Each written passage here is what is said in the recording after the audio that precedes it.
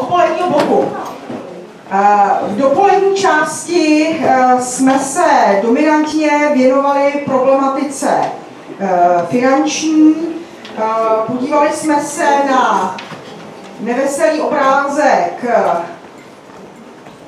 konce kampeliček v České republice, ale zároveň jsme, myslím, načerpali zajímavou inspiraci ze zahraničí. Tady bych chtěla zdůraznit to, co řekl Jason Addy, a to, že je potřeba to prostě zkusit, protože když něco zkusíme, tak nikdy nezjistíme, jestli to jde nebo ne. Takže se musíme z té fáze teoretické dostat do praktické, čemu samozřejmě konference tohoto typu také slouží. Tak, to tam ještě rachotí zádu, dorachoťte a začínáme. Tak, náš odpolední blok je věnován tématům lokální výroby a lokální spotřeby, ale my začneme trošku více ze široká. Začneme tématem, které je nesmírně aktuální nejen v České republice. Když řeknu slovo konvivialita, tak asi si řeknete pro boha, co to je, a se děsíme cizími slovy. Ale jak tady řekne náš řečník Addy, kterého od nás vítám, tak ono jde do značné míry o to, jak se naučit spolu žít, nejenom žít vedle sebe, ale žít spolu. A také jak společně realizovat sociální a ekonomické cíle. Víte, že pohádat se a fungovat jenom v rámci své vlastní bubliny je poměrně snadné, ale najít spolupracující styčné body a taky to někam dotáhnout je poměrně těžké. A jak na to jít, nám představí právě Addy, který se touto činností zaobírá mnoho let a který má zkušenosti z mnoha různých zemí, i z České republiky. Aktuálně ale žije v Linci a já v tuto chvíli předávám slovo.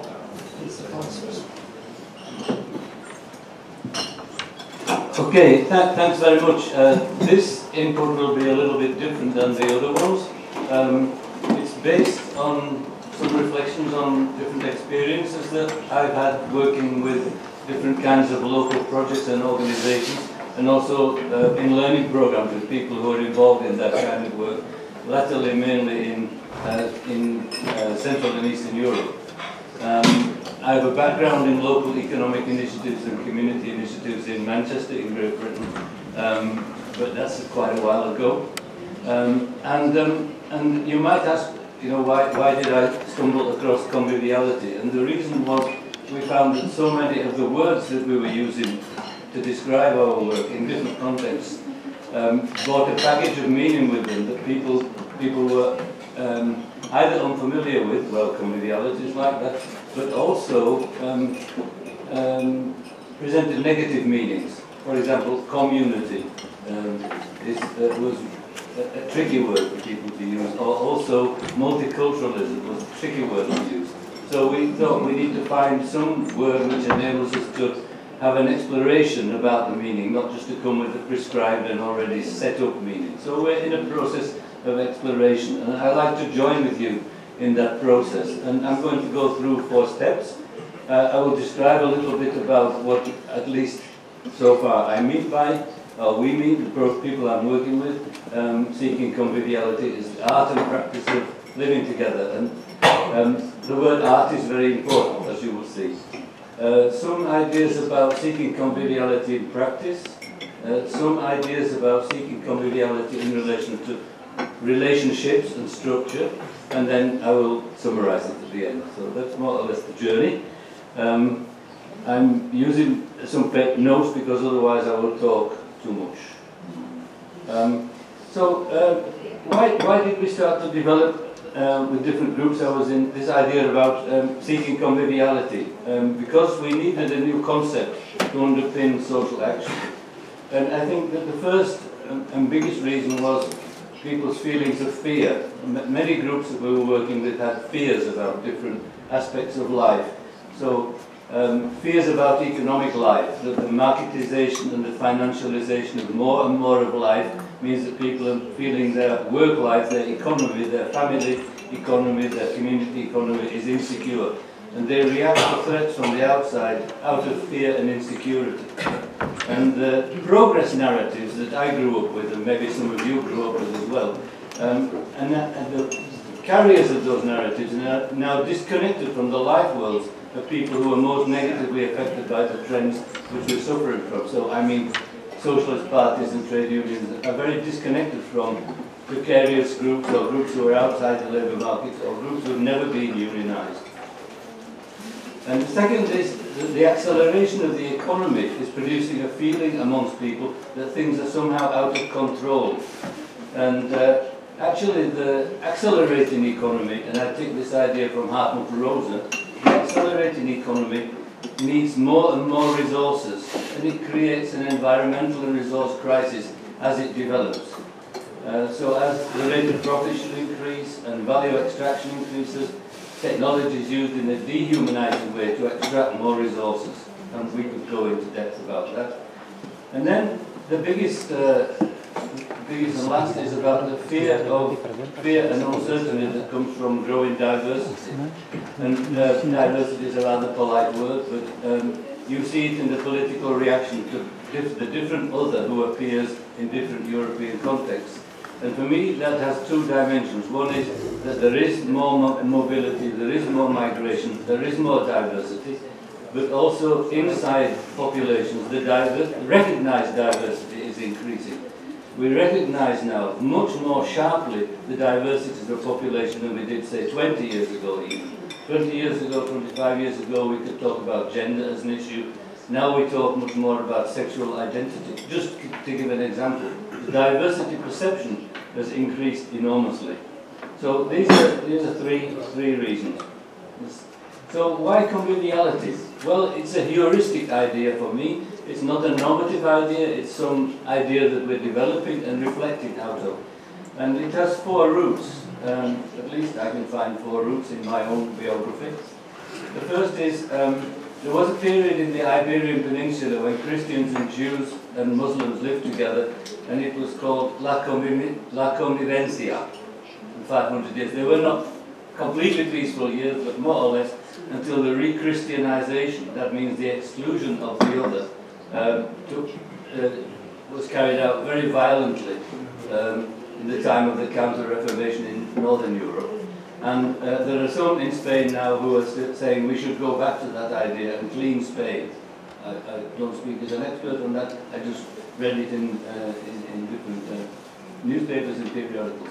Secondly, it was used in the early 19th century in Paris to mean a group of people get together around a table, they share food, maybe good wine, and they share a conversation. And nobody's allowed to control that conversation or to rule ideas out. Everything can be discussed. And I think this is a very interesting idea. It comes through, it's borrowed into English to mean a good party. But I want to show later we develop it some more. Coming a bit nearer our time, Ivan Illich used this word in relation to the relationship between people and the environment, and people and technology. And I think this is a very interesting to go back to these books from the 70s. Tools for Conviviality was a very important book. Deschooling Society, the second one, and one about the nemesis of health, about how industrialized healthcare systems are not really dealing with health and well-being, but just the eradication of disease. So Illich is very important. And actually, Ivan Illich coined the phrase hidden work in the 1970s to mean that the capitalist system forces us to do not only the work we are paid for, but also hidden work, with which we are increasing the profit of the capitalistic system. And we do a lot of hidden work. I came here on the train, I booked the ticket online, I printed out the ticket, and it was all my work for the railway company. And that's just one small example. I check myself out at the supermarket. I do work for the supermarket company. And so it goes on. And no wonder we're exhausted, because we're doing so much extra work that's hidden and not counted. Never mind what you mentioned this morning about the pyramid. And then Paul Gilroy, who was a black British writer who's also very important in this field, said in Britain what you find is, amongst the white population, post-colonial melancholia. That the British people are moaning all the time about how it's not as it was before, and it's all very different now. And in the black and minority communities, what you find is everyday lived conviviality. So you contrast post-colonial melancholia with the creative conviviality of everyday life. And so in that way, everyday conviviality seems to me to be basis for developing new ideas for organizing an action. Conviviality, I call it the art and practice of living together, has 3 dimensions. And I think all these dimensions are important to hang together. The first is, if we start to think about living together, just thinking about what helps us to live together, and that includes working together and economic life together, social life together, cultural life together, and so on. We find that when we look at the present economic structures and political structures, they are preventing us living together in different ways. I mean, they don't, and we could go into some more detail about that, but they obstruct convivial life together. And the second is, it gives us a kind of vision, a practical idea about what we should work towards. We should work towards the situation where we can practice living together. New ways of organizing work, economy, and society. And the third is, when we think about conviviality, if we think about that as a starting point for our engagement with people, then it means that we have to start with everyday life and everyday relationships. And we have to recognize that conviviality is the result of this creative interaction, and you can't exactly plan it. But on the other hand, it gives us some ideas about practice for those of us, like myself, who are working with people to try to create some processes of change on the local level. Because approaches and methods which don't support convivial life together should not be supported. So, this is the kind of background I would like to introduce. So, it's very important to say that conviviality convivial life together depends on the development of everyday life. It doesn't start from some theorized concept. It starts from life in the street, in the neighborhood, in the village. And the first stage is to look at the spontaneous relationships between people and to try to see how you can work on relationships that are not based on meeting the other person in relation to stereotyped identities. And these spontaneous and repeated encounters that have the possibility to break down fear and build trust. And I think it was interesting to me this morning, several times it was mentioned about the importance of trust building. And I think that conviviality is a process of trust building. And I've shared these ideas with some colleagues from Brazil, and the first thing people said in reaction was, what's very important is trust. It's very important in trust. And I share this with colleagues in Ukraine. They say what's very important is corruption. If you want to erode convivial life together, set up a corrupt system. That will destroy it very quickly, because it destroys trust. And I think we talked quite a lot this morning about food and the sharing of food, and convivial life together can be facilitated by thinking about the ways in which we share food together. And I'm working a lot with people in social systems, and they are dealing with sharing food. And very often they do it in a very problematic way, very paternalistic. They create queues of people who are dependent on food aid, who are served by people who are probably in nearly the same, in fact, the same position. So how we share and distribute food is a very good window into conviviality. Because eating together can create the conditions for convivial life through common work, through conversation, and through planning.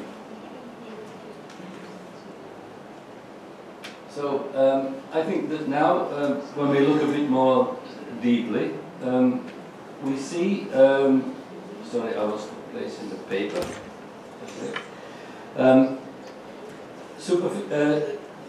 Conviviality goes, let's say, beyond tolerance. I often hear people talk about tolerance, but we try to go beyond this superficial idea of, let's say, the liberal tolerance of the other person. I can tolerate the other person so long as she or he doesn't enter into my life world. And the conversation has to go more deeply into the values, into the visions, into the dreams, which motivate people in their everyday life and which inform their work for change. And if we don't work on this level of desire, because the market economy is working all the time on our desires, but what are our desires? How do we ground them? What are the values which are behind our desires and our visions for a better life? Because this is where the motivation on a deep level comes from. So conviviality can't be found through superficial tolerance. It requires sharing between people without domination, without trying to impose a mainstream point of view, without trying to impose a view from the system world, or even the good-willing objectives of our very good and very favourite project that we've been trying to build for years. Conviviality requires the sharing between people until they find, to use the word of a sociologist, until they find a common horizon of possibilities for change. And this implies honest conversation and not the rush to superficial agreement. So conviviality is an art and a practice, and there's a sense in which it can't be planned, nor can it be bought, but it has an economic basis. How the economy of convivial life together can be developed is a critical question. Very often, for example, people who want to make a difference develop projects. Projects must be funded, and funders have criteria.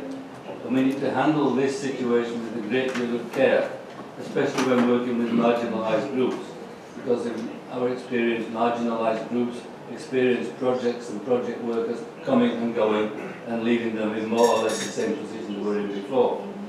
And project design is usually focused on target groups. I hate that word, I'm not in the military, with a specified time frame. And this is reinforced by systems, for example in municipalities, which don't have the requisite variety to deal with the diversity of the life that they find in their place.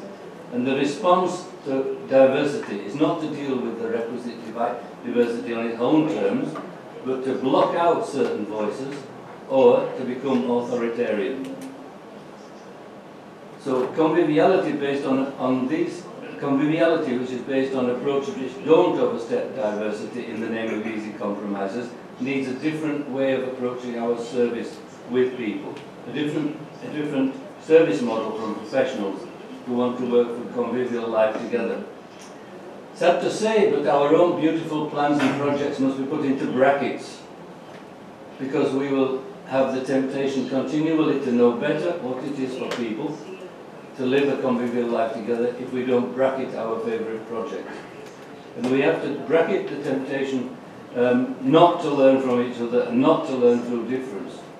The starting point has to be with the strengths and the motivations of the people we're working with, not with their perceived deficits or lacks. Conviviality is based on gift sharing. That is reciprocity. It's based on grace, actually, the unexpected and unearned gift from the other person. So on this basis of reciprocity, you can build trust, and you can find a basis of common action that's really owned by people.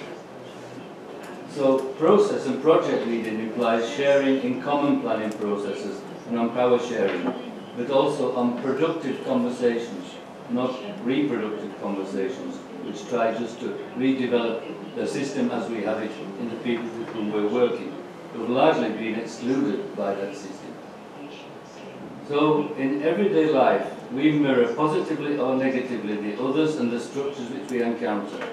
And through this historical process, we build our personal narrative or identity. Behind seeking conviviality is the view of the individual as formed through relationships. Change implies change in the person's relational context, and this impacts on the story they tell. Through processes of seeking conviviality, and through that experience of changing the narrative by which we live, we see effective work for change. We start to retell our personal story as part of the group narrative. And this new story and this new narrative signals a change of identity. And sometimes we call this by the word transformation, and sometimes we call it empowerment. So working for convivial life together is not just about face-to-face work on the local level. Structures shape our everyday behaviour and our identity. I react very differently when I'm under one structure than under another. And we mirror the expectations not only of each other but also that the structures have of us. We either perform according to the structure or we resist, but we mirror. And conviviality needs also appropriate structures which enable and support life together. As I mentioned previously, present political, economic or cultural structures often impede or block convivial life together. There are many examples around, but you try working with a diverse community on the local level in Britain when the government has a policy towards diversity of creating a hostile environment for immigrants. You can't escape from that, you have to change it. And so you working even on the face-to-face level on the street is impacted by the deliberate policy of the government to destroy the relations of convivial life together. So we have to work also for the structural change. And seeking conviviality implies, sorry, I'm missing the slides, implies a shift in the economic model as well on several levels.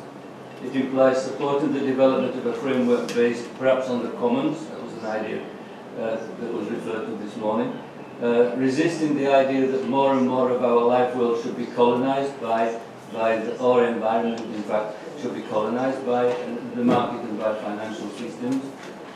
And secondly, we have to resist the gross inequality that exists within societies and more challengingly between societies, so that there can be a fulfilling life for all. As somebody said this morning, there are enough resources to go around for everybody. It's just the distribution that needs dealing with.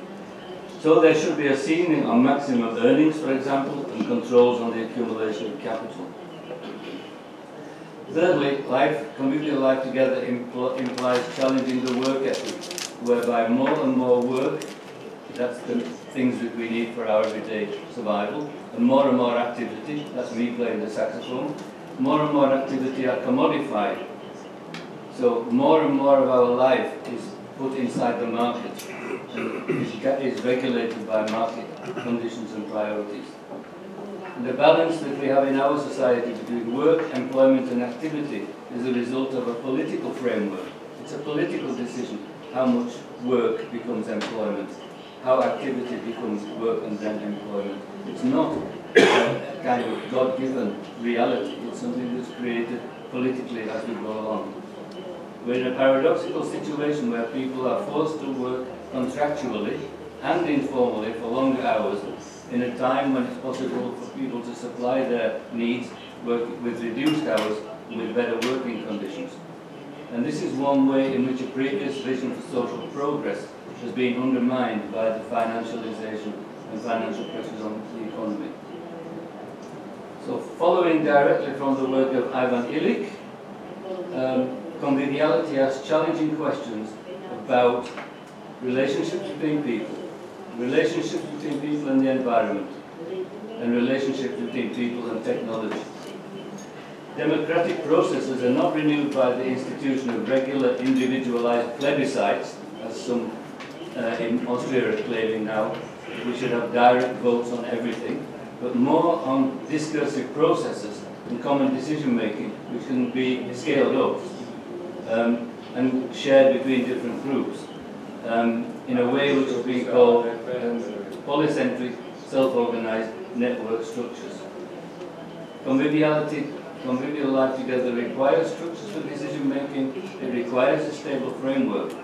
These should be based on planning and self-organization, not on planning from the center to the periphery. So, summary.